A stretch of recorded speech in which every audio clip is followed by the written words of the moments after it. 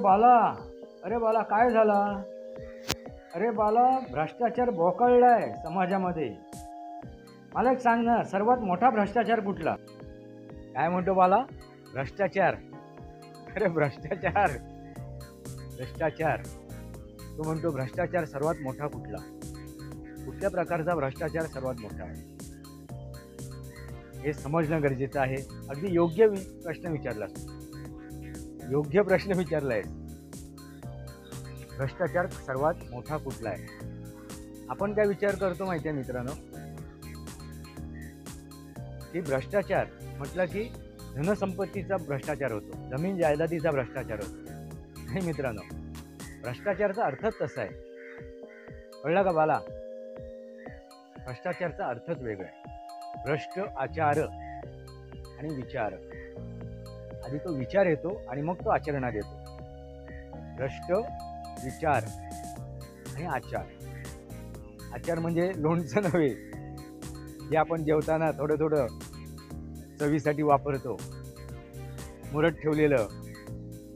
भ्रष्टाचार हा सुद्धा मुरलेला असतो, त्या लोणच्यासारखा एखाद्याच्या माणसाच्या आयुष्यात, कारण तो षडविकाराने ग्रस्त असतो. भ्रष्ट आचार मित्रांनो लक्षात घ्या.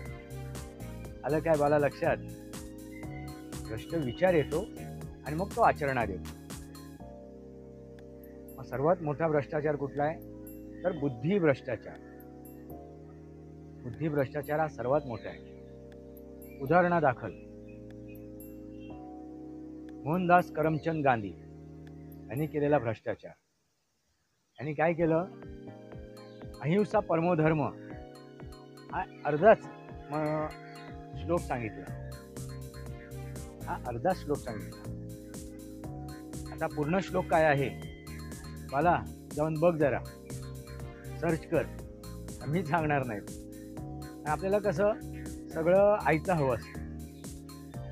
अहिंसा परमो धर्म, धर्महिंसा. थोडंसं मी सुरुवात केली, क्लू दिला. बघ, जाऊन सर्च कर आणि काय कर, मला पाठव त्याचे उत्तर कमेंट बॉक्समध्ये. मला नुसतं ऐकून घेऊ नकोस. आणि दुसरी गोष्ट काय तर एक प्रार्थना आहे. रघुपती राघव राजाराम पतित पावन सीताराम. आणि मोहनदास करमचंद गांधी काय म्हणाले? ईश्वरा अल्लो तेरा नाम. पण तो मूळ जो आहे ना, तो डिस्क्रिप्शन बॉक्समध्ये टाकलेला आहे. डिस्क्रिप्शन बॉक्समध्ये टाकलाय तुमच्यासाठी, सोपा करण्यासाठी. पूर्ण प्रार्थना काय आहे, मूळ प्रार्थना काय आहे ती बघा जाऊन. थोडा कष्ट करा आणि आपले विचार सुद्धा मांडा. नुसतं बघून जाऊ नका. हे नाटक चालू आहे, नाटुकली चालली आहे. हा तमाशा नाही आहे, हे वास्तव आहे. हे सनातनी वास्तव आहे. हे रिॲलिटी आहे. बोलायचं तरी काय, हे माझे तिन्ही चॅनल आहेत, जाऊन बघा. त्या तिन्ही चॅनलवरती वास्तव काय आहे, वास्तवावर बोलू काहीतरी. सनातनी वास्तव. आणि बोलायचं तरी काय. नुसतं फक्त नाटुकली बघायला येऊ नका. हां, तर सर्वात मोठा भ्रष्टाचार तर बुद्धी भ्रष्टाचार. आता ही बुद्धी भ्रष्टाचार करून मोहनदास करमचंद गांधी यांनी लोकांमध्ये संभ्रम निर्माण केला, त्यांची दिशाभूल केली. लक्षात आलं? संभ्रम निर्माण करून दिशाभूल केली. आणि अहिंसा अहिंसा असं सांगत सांगत त्याने इंग्रजांना साथ दिली.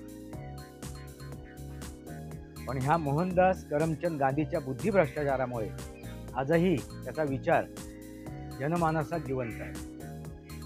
आणि तो फक्त अमुकच एका व्यक्तीला किंवा अमुकच एका समूहाला किंवा अमुकच एका समाजालाच डिस्टर्ब नाही करत. म्हणजे त्याचा प्रादुर्भाव, त्याचे दुष्परिणाम तेवढ्याच पुरता मर्यादित राहत नाही, तो अमर्याद होतो. अमर्याद होतो बुद्धी भ्रष्टाचार. लक्षात आलं का? म्हणून सर्वात मोठा भ्रष्टाचार म्हणजे बुद्धी भ्रष्टाचार. याचे परिणाम येणाऱ्या पिढीवर सुद्धा होतो, समाजातील प्रत्येक घटकावरती होतो. या बुद्धी भ्रष्टाचार. मोहनदास करमचंद गांधी सर्वात मोठी बुद्धी भ्रष्टाचारी आहे. नथुराम गोडसेने जे काय केलं, तो केलेलं काय आहे, अधर्माचा नाश केलेला आहे. हे समजून घेणं गरजेचं आहे. असे अनेक बुद्धी भ्रष्टाचारी आजही कार्यरत आहेत. आणि आता आपल्याला वर्तमान परिस्थिती दिसते, नरेंद्र मोदीजींच्या सरकारमध्ये दिसत आहेत अनेक भ्रष्टाचारी आहेत, बुद्धी भ्रष्टाचारी. ते आपल्या अकलेचा तारा तोडत आहेत, आपल्या अकलेला नको तिथे वापरत आहेत.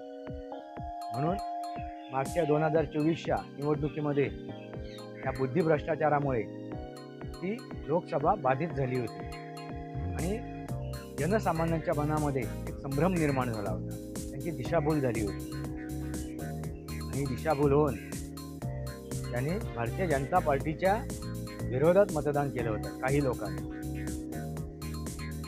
आणि बरेचसे लोक या बुद्धी भ्रष्टाचारामुळे काय झाले होते, आराम फरमावत होते, जाऊ देत, जाऊयाच नको, मतदान करायला गेले. बुद्धी भ्रष्टाचार.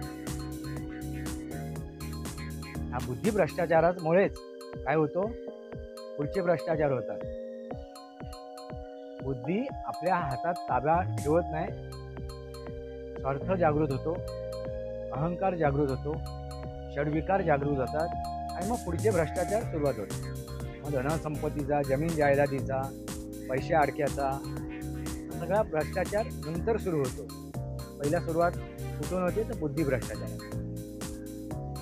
सर्वात महत्त्वाचा, सर्वात मोठा जो भ्रष्टाचार आहे तो बुद्धी भ्रष्टाचार.